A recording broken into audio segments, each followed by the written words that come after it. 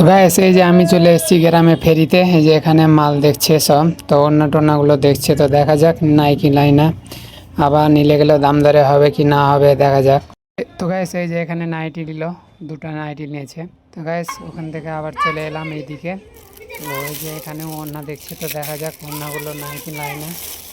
সুতির ওড়নাগুলো দেখছে, বাড়ি দেখাতে নিয়ে গেছে, তো দেখা যাক কি হয়, পছন্দ হচ্ছে কি হয় না। এই যে এগুলো সব ওড়না, সুতির ওড়না। গাইস ফেরি করে চলে এলাম এখন বাড়ি, আর আমার ভাই একটা মোবাইল নেবে, তার জন্য মোবাইল আনতে যাবো বাসুদেবপুর। তো চলো গাইস বাসুদেবপুরে আবার গিয়ে দেখা হচ্ছে। তো গাইস দেখতেই পাচ্ছ এই যে চলে এলাম, এটা হচ্ছে ধলার মোড় সামনে, এই যে ধলা ঢুকছি। তো আমার ভাই গাড়ি চালাচ্ছে আর আমি পিছনে বসে আছি, দু ভাই চলে যাচ্ছি বাসুদেবপুর মোবাইল আনতে। তো আমার ভাই বলছে আমার তো ড্রাইভিং লাইসেন্স নেই, তো গাড়িটা মেন রোডে তুমি চালাও, তার জন্য এখানে ভাইকে দাঁড়াতে বললাম, ভাই দাঁড়ালো, এখন গাড়িটা আমি চালাবো। তো বাসুদেবপুর গিয়ে দেখা হচ্ছে। তো গাইস এই যে মোবাইলের দোকান চলে এসেছি, দেখতে পাচ্ছ কতগুলো মোবাইল আছে এখানে, অনেকটা ফোন আছে দেখো, অনেকটা সেকেন্ড হ্যান্ড ফোন আছে, এগুলো সব সেকেন্ড হ্যান্ড ফোন। হ্যাঁ, তো দেখছি আমাদের একটা চয়েস হচ্ছে, তোমাদেরকে ফোনটা দেখিয়ে দিই।